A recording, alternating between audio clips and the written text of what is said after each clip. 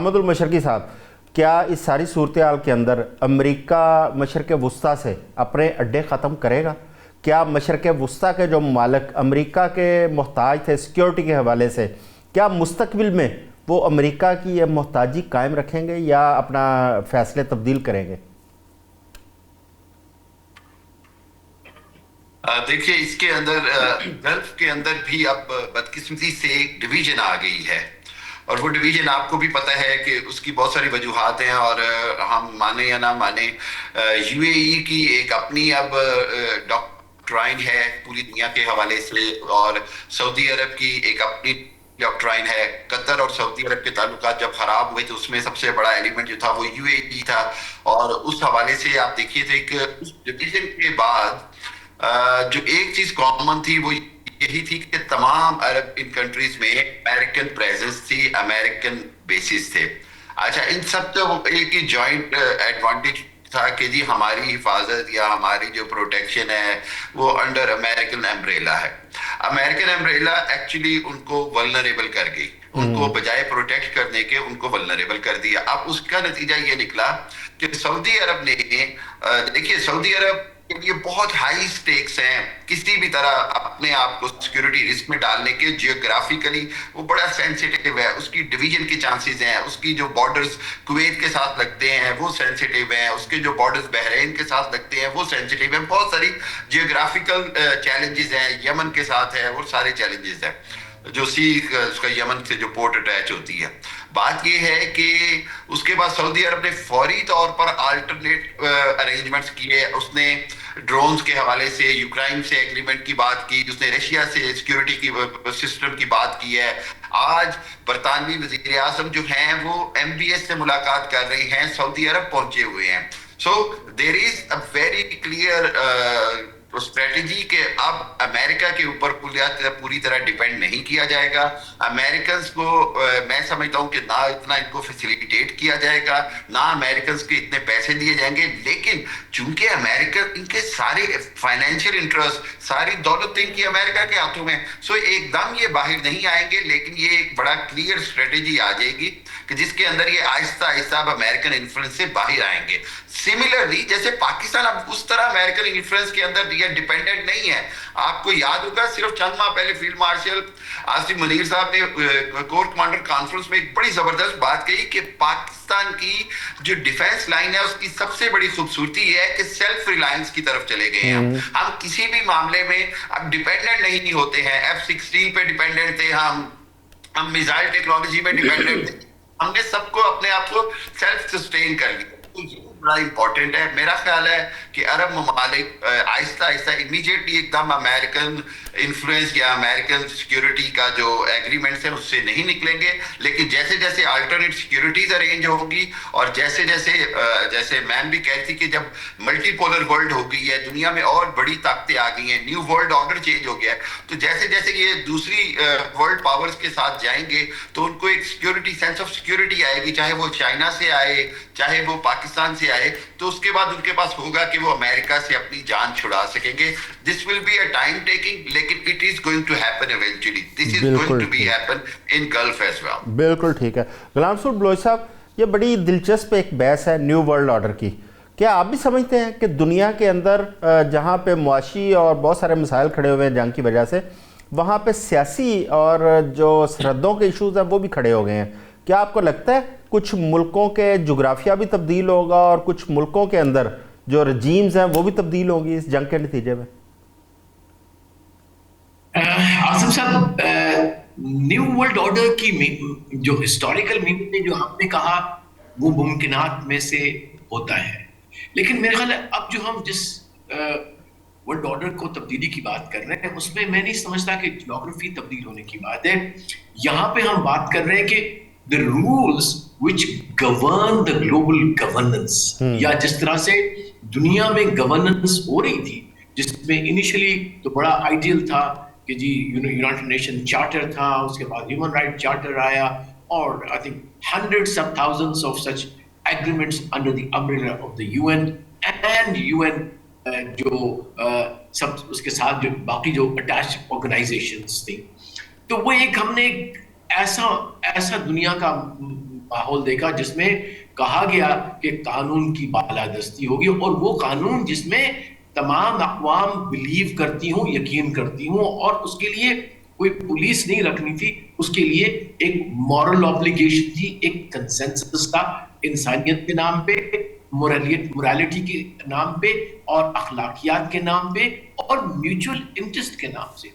اب وہ کسی حد تک ہٹ گیا، اور اس ٹرانزیشن میں ایک اور ایبریشن دیکھی ہے ہم نے، جو مجھے امید ہے کہ will not lost، that is کہ اس انٹرنیشنل قانون کو بالائے طاق رکھ کے مائٹ کی زبان استعمال کی گئی، اور وہ 2-3 جگہ سے آئی۔ صرف اسرائیل اور امریکہ کو ہم نہیں دے سکتے پورا بلیم، یوکرین سے شروع ہوا اور بھی جگہ گیا، پھر پراکسی وار کا ایک نیا نظام آ گیا کہ حتیٰ کہ ہمارے پڑوس میں چھوٹا سا جو ملک ہے اس کے ٹینٹیکلز پورے افریقہ میں ہے۔ تو وہ ایک اور ڈسٹارشن جو انٹرنیشنل رول بیسڈ آرڈر تھا اس کے اندر آیا۔ لیکن اس ٹرانزیشن میں جہاں ہم بیٹھے ہوئے ہیں، I call it a transitionary period where کہ یونیپولر ورلڈ جو بریفلی آیا تھا، یہ اس کے لاسٹ گیسپس ہیں یا اس کے آخری سانس ہیں، اور امید کرتا ہوں میں، میری امید ہے اور میری دعا ہے کہ یہ یونیپولر ورلڈ کی آخری جنگ تھی جو ایران نے دنیا کے بہاف پہ صحیح ہے، کمال ہے، سلام ہے ان کو اس چیز کا۔ بالکل۔ تو جب تاریخ لکھی جائے گی کہ جو ورلڈ آرڈر ٹرانزیشن جو ہوئی وہ کس کے بنا پہ ہوئی۔ اچھا، ایک اور بڑا تاریخی ہے، 500 سال کا انہوں نے ٹریپ ہوتا ہے کہ جس کے اندر کہ یہ جو ورلڈ آرڈر سے وہ تبدیل ہوتے ہی وار سے ہیں، یا ایک ڈومیننٹ ورلڈ پاور ہے، وہ کبھی بھی امن سے اپنی جگہ ایک ایمرجنگ گلوبل پاور کو نہیں دیتا، ٹھیک ہے۔ اور انہوں نے 500 سال کا تجزیہ کیا، اس سے ہوا کہ اس 500 سال میں انہوں نے 20 یا 25 جو تھے کانفلکٹس کو انالائز کیا، تو پتہ لگا کہ نہیں، ناٹ پاسبل۔ تو مجھے یہ لگ رہا ہے کہ this war had the potential to become a global war, جو کہ اس چیز کو پروو کرتی ہے کہ گلوبل آرڈر نئی پاور بیلنس کی طرف جا رہا ہے، جہاں پہ ایمرجنگ اور جو گلوبل پاور یا پاورز دونوں ہو سکتے ہیں، وہ اس سے ٹیک اوور کر لیں۔ بالکل ٹھیک ہے۔ اس میں نہیں، ایک چیز نقطہ بڑا ضروری، اعظم صاحب میرا جی میرے خیال میں جو ٹرمپ نے فیصلہ کیا ہے کہ میں امن کی طرف جاؤں، اس میں یہ کیلکولیشن بھی ہے کہ تھوڑا سا اور مزہ لے لو یونیپولر ورلڈ کا، لیکن یہ بڑا چھوٹا مزہ۔ بالکل ٹھیک ہے۔ حیدر صاحب، یہ ٹرمپ تو امن کی بات کیا کرتے تھے اور وہ نوبیل پرائز کے لیے بھی بار بار وہ طلبگار تھے، اچھا، لیکن اب ان کی شناخت بن چکی ہے جنگیں، لڑائی جھگڑا، اور ایک ڈیبیٹ یہ بھی چل رہی ہے کہ اگر ایران کی جنگ تھوڑا لمبی چلی تو ویتنام کی طرح امریکہ یہاں پہ پھنس سکتا ہے، اور امریکہ کے لیے یہاں سے نکلنا مشکل ہو جائے گا۔ دوسرا، ایک چیز اور سننے میں آ رہی ہے کہ امریکہ نے کیوبا کے اندر رجیم چینج کرنے کے لیے دباؤ بڑھانا شروع کر دیا ہے۔ آپ کیا سمجھتے ہیں کہ ٹرمپ کی جو ایگزسٹنس ہے اب وہ صرف جنگ ہی رہ گئی ہے، امن نہیں ہے؟ دیکھیں، میرا خیال ہے یہاں پہ پہلے یہ ہمارے پینلسٹ نے بتایا کہ جے ڈی وینس جو ہیں، جو اس وقت امریکن وائس پریزیڈنٹ ہے، وہ یہ مجھے آج بھی اندر آواز آ رہی ہے، آپ بولے بات کریں آپ۔ جی اچھا، بتایا، دیکھیں ابھی تھوڑی دیر پہلے ڈسکشن ہو رہی تھی کہ جے ڈی وینس جو امریکن وائس پریزیڈنٹ ہے، جو اس ڈائلاگ کو بھی لیڈ کر رہے ہیں امریکن سائڈ سے، وہ اس جنگ کے خلاف تھے، اور ہم نے اس جنگ کے دوران بھی ملٹیپل ٹائمز مختلف ویسٹرن میڈیا نے جو رپورٹ کیا، ایک دفعہ تو ایکزیوس نے بہرحال رپورٹ کیا کہ جے ڈی وینس نے باقاعدہ بڑی تلخی ان کی ہوئی نیتن یاہو کے ساتھ، جس پہ انہوں نے ان سے کہا کہ آپ نے غلط گائیڈ کیا ہمارے پریزیڈنٹ کو، اور الٹیمیٹلی آپ نے ہمیں ایسی جنگ میں دھکیلا جس کا بڑا نقصان ہو رہا ہے۔ آج ہم دیکھ رہے ہیں کہ ڈونلڈ ٹرمپ جو ہیں، ان کی جو پاپولیرٹی کا گراف ہے وہ گریجولی گر رہا ہے، اور تقریباً 30% تک ان کی پاپولیرٹی جو ہے وہ امریکہ میں آ گئی، اور میرا خیال ہے کہ یہ پہلی مرتبہ ہے کہ امریکہ میں اتنی بڑی تعداد میں لوگ جو ہے وہ جنگ کے خلاف ہیں. آپ نے پہلے کیا کیا ماضی میں؟ جب امریکہ کسی جنگ میں گیا اس نے پہلے اپنے لوگوں کو مینٹلی اس چیز کے لیے پریپیئر کیا کہ کیوں یہ جنگ ضروری ہے, کس طرح اس جنگ کا خطرہ ہے امریکنز کو. اس مرتبہ یہ ہوا کہ بارہا ڈونلڈ ٹرمپ یہ کہتے رہے کہ اگر ہم یہ جنگ شروع نہ کرتے تو ہمارے گھروں تک جو ہے وہ ایرانی پہنچ جاتے, ان کے میزائل آ جاتے, وہ 2 دن میں, وہ 10 دن میں, وہ 2 ہفتے میں نیوکلیر ہتھیار بنا لیتے. لیکن بہرحال بعد میں وہ خبریں آئیں کہ یہ ساری جو ہے وہ غلط باتیں تھی, ایسی کوئی چیز نہیں تھی. تو یہ جو سارے معاملات ہیں ان کا نتیجہ یہ نکلا کہ آج امریکہ اپنے پریزیڈنٹ کی اس بات کے ساتھ کھڑا نہیں ہوا.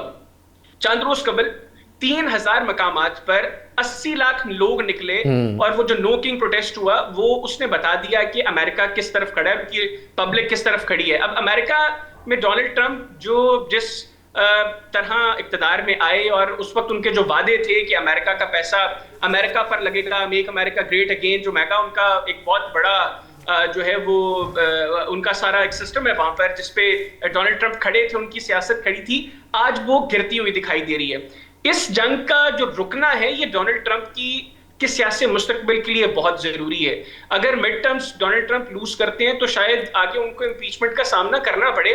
لیکن دوسری طرف ہمیں یہ بھی دیکھنا ہے کہ جس طرح آپ خود بتا رہے تھے کہ نیتن یاہو کے خلاف جو کرپشن کا کیس ہے اس کے اوپر انویسٹیگیشن دوبارہ شروع ہوگی, اور انہوں نے کہا کہ ٹھیک ہے اب وہ جنگ والا ماحول نہیں ہے, آؤ سامنا کرو, فیس کرو.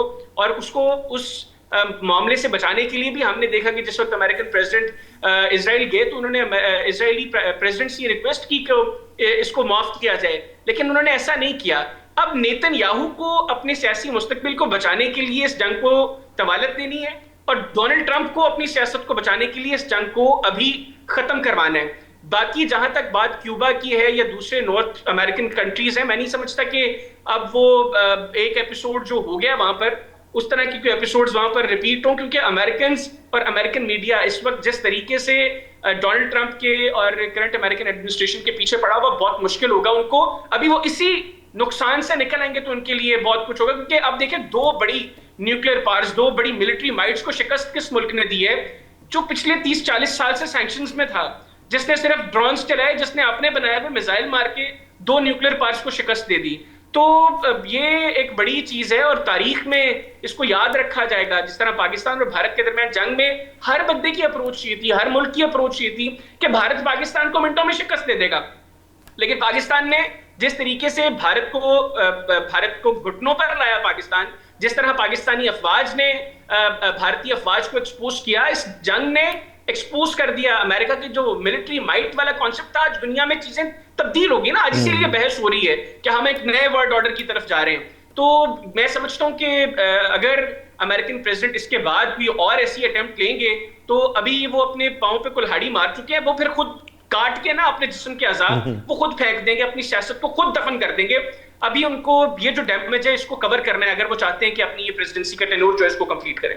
بالکل ٹھیک ہے, اس میں کوئی شک نہیں ہے کہ پہلے پاکستان نے اور اس کے بعد ایران نے پوری دنیا کو حیران کیا ہے. اگر دونوں ملکوں کے اوپر جارحیت نہ اس طرح کی جاتی اور ان پہ جنگیں مسلط نہ کی جاتی تو شاید ان کے یہ پوٹینشل کا پوری دنیا کو کبھی پتہ نہ چلتا. نذیر حسین صاحب, یہ پاکستان اس جنگ کی وجہ سے پاکستان کی جو پورٹس ہیں بالخصوص ہماری کراچی کی اور گوادر کی, ان کو بھی بڑی پذیرائی مل رہی ہے. کیا خیال ہے کہ یہ مستقل ہوگا یا جنگ بندی کے بعد یہ چیزیں پھر تبدیل ہو جائیں گی؟ جو اس وقت جہاز پاکستان کی جانب آ رہے ہیں وہ دوبارہ گلف کی طرف جانا شروع ہو جائیں گے. یہ تو گاڈ گیون اپرچونٹی ہے اعظم صاحب. یہ جو گوادر اور دبئی یہ پچھلے 15 سال سے کمپٹیشن میں تھے. آپ نے کہا کہ میں چیف آف پروٹوکول تھا تو میں عینی شاہد ہوں اس چیز کا. جناب شرف ہم جب بھی جایا کرتے تھے دبئی, کوشش یہی ہوتی تھی ان کی کہ وہ ہمیں ڈسکریج کریں اور کوئی انویسٹمنٹ جو ہے وہ گوادر نہ آنے دیں. ایک سٹیج کے اوپر تو ہم نے یہاں تک بھی کیا کہ ان کو کہا کہ کچھ انویسٹمنٹ عربس کی آپ گوادر میں کر دو with the passage of time. جب دبئی سیچوریٹ ہو جائے گا تو آپ کو وہاں پر اسپیس ملے گا, لیکن وہ نہیں ہونے دیا. اور کراچی کا تو ایک نیچرل پورٹ ہے, وہاں تو میرے خیال میں صدیوں سے ٹریفک جا رہی ہے. دوسرا سوال آپ کا بڑا پرٹیننٹ ہے کہ یہ ٹیمپرری ہے یا نہیں. اس کا سارا دار مدار ہمارے اپنی کیپیسٹی کے اوپر ہے اور ہماری اسٹریٹجی کے اوپر ہے. یہ اللہ کی طرف سے ہمیں میرے خیال میں ایک موقع دیا گیا ہے کہ چابہار بھی اس وقت ان اے وے مشکل میں ہے. امریکہ کی سینکشنز بھی ہیں. ہندوستان اس کنڈیشن میں نہیں ہے کہ وہ چابہار کو مکمل کر سکے، ورنہ ان کے جو عزائم تھے وہ بہت پاکستان کے لیے خطرناک تھے کہ وہاں وہ انویسٹمنٹ کریں اور افغانستان سے ہو کر وہ سینٹرل ایشیا جائیں اور پاکستان کو بائی پاس کر لیں. اب یہ سارا ڈپینڈ کرتا ہے دو چیزوں کے اوپر. آپ کا جو پرائیویٹ سیکٹر ہے، میں آج کل پاکستان چائنا چیمبر کا پریزیڈنٹ ہوں، میں دیکھ رہا ہوں بہت کلوزلی، FPCCI میں بھی ہم دن رات بیٹھے ہوتے ہیں. یہ سارا ڈپینڈ کرتا ہے آپ کے پرائیویٹ سیکٹر کے اوپر. اور گورنمنٹ کی پلاننگ جو ہے وہ اپنی جگہ پر ضرور ہے. اب چائنا کو بھی تھوڑا سا پرو ایکٹیو ہونا ہوگا، ہمارے پرائیویٹ سیکٹر کو بھی پرو ایکٹیو ہونا ہوگا اور گورنمنٹ کو بھی پرو ایکٹیو ہونا ہوگا تاکہ گوادر جو ہے یہ ٹیک آف کرے. میں لفظ کر رہا ہوں ٹیک آف کرے. وہاں پر ہوٹل بھی ہیں، وہاں سسٹم بھی ہے، وہاں پر ساری پورٹ کی فیسلٹیز بھی ہیں اور دنیا آنا بھی چاہے گی. بالکل ٹھیک ہے جی. اچھا، کوئی شک نہیں ہے. بالکل تو اٹ آل ڈیپینڈ آن اس. بالکل ٹھیک ہے. نیلا صاحبہ، ایک پیس آف بورڈ بنا تھا غزہ کو لے کر اور اس میں ازیوم یہ کیا جا رہا تھا کہ اقوام متحدہ کے متبادل ایک پلیٹ فارم بنایا گیا ہے. اب کیا اس کا فیوچر نظر آ رہا ہے پیس آف بورڈ کا؟ کیونکہ اس جنگ کی بنیاد تو غزہ تھا. نیلا چوہان صاحب آپ سے. حامد صاحب، مجھے نیلا صاحب کی آواز نہیں آ رہی، آپ بتائیے کہ آ گئی ہیں. نیلا صاحب، میرا کویشچن یہ تھا کہ ایک پیس آف بورڈ بنا تھا جس پہ ازیوم یہ کیا جا رہا تھا یہ پیس آف بورڈ جو ہے متبادل ہے اقوام متحدہ کا. اب اس پیس آف بورڈ کا آگے کیا فیوچر نظر آ رہا ہے آپ کو؟ Board of peace, sorry. Hamid صاحب آپ بتائیے. میں یہ سمجھتا ہوں کہ یہ جو بورڈ آف پیس ٹرمپ نے بنایا تھا، اس کا بنیادی مقصد یہ تھا کہ وہ یونائٹڈ نیشن کا الٹرنیٹ پلیٹ فارم بنانا چاہ رہے تھے اور ایسا پلیٹ فارم جو وہ اپنی امریکن پریزیڈنسی کے بعد بھی کنٹینیو رکھ سکے. لیکن میں یہ سمجھتا ہوں کہ اب جو صورتحال، جو ساری ڈائنامکس چینج ہوئے ہیں، ایران جنگ نے جہاں بہت ساری چیزوں کو، بہت ساری بٹس کو ختم کیا ہے، وہیں پر وہ امریکن ڈومیننس کے حوالے سے جب وہ اس خطے میں اپنی ڈومیننس بہت زیادہ مینٹین کرنا چاہ رہا تھا، میرے خیال ہے اب اس میں بھی وہ فیل ہوگا اور اب نہیں ہوگا، نہ ہی اس کا وہ مینڈیٹ ہوگا. بالکل ٹھیک ہے. وہ اختیارات نہیں ہوں گے کہ وہ جو چاہے کر سکے. میں یہ سمجھتا ہوں کہ اب بورڈ آف پیس سے زیادہ یونائٹڈ نیشن کا جو انٹرفیئرنس جو ہے وہ دوبارہ آ سکتی ہے یا انفلوئنس آ سکتی ہے. بالکل ٹھیک ہے. لیکن مین یہ ہے کہ یہ اگین ایک بار پھر وہی بات ہے کہ بٹوین اسرائیل اینڈ پیلسٹینین. ہمارے پاس اب حامد صاحب ٹائم بڑا شارٹ ہے، صرف 2 منٹ رہ گئے ہیں. نیلا صاحبہ، یہ اسرائیل کی جانب سے مسلسل لبنان کے اوپر ابھی تک حملے کیے جا رہے ہیں. کیا اسرائیل کا یہ کنڈکٹ ہمارے مذاکرات جو اسلام آباد میں ہونے جا رہے ہیں اس کو سبوتاژ تو نہیں کرے گا؟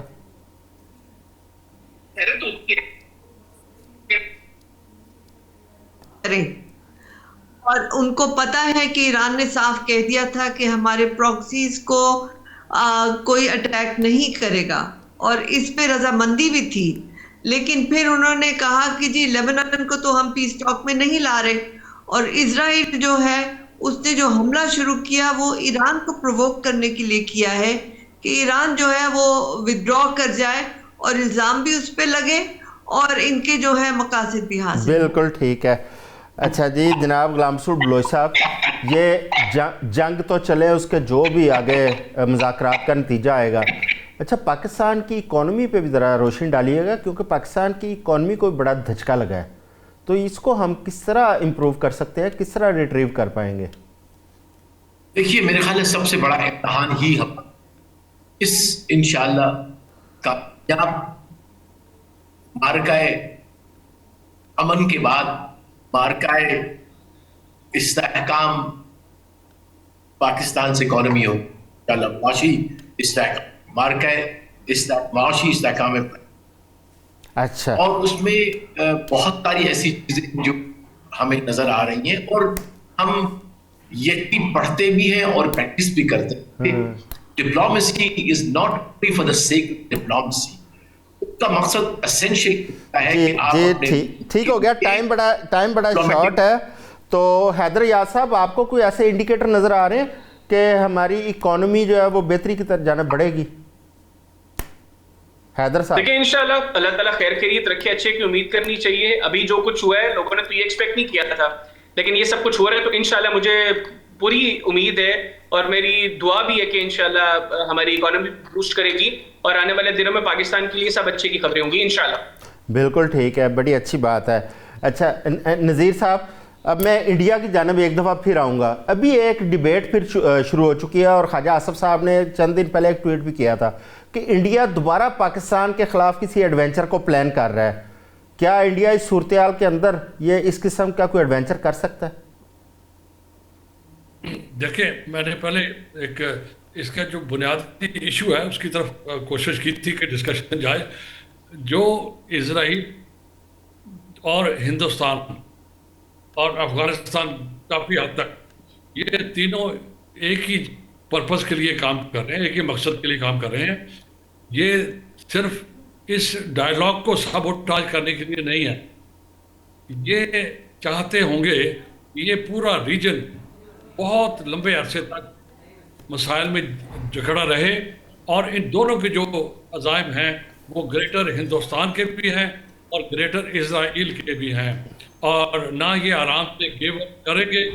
اور جب تک کہ یہ دونوں بہت شکریہ جناب نذیر حسین صاحب, نائلہ چوہان صاحبہ, حیدر حیات خان صاحب, حامد المشرقی صاحب, غلام رسول بلوچ صاحب, آپ تمام مہمانوں کا آج کے لیے بس اتنا ہی. کل دوبارہ آپ کی خدمت میں حاضر ہوں گے اور مذاکرات کی جو بھی تازہ ترین اپڈیٹس ہوں گے وہ آپ کو پیش کریں گے. اپنا خیال رکھیے گا. اللہ حافظ.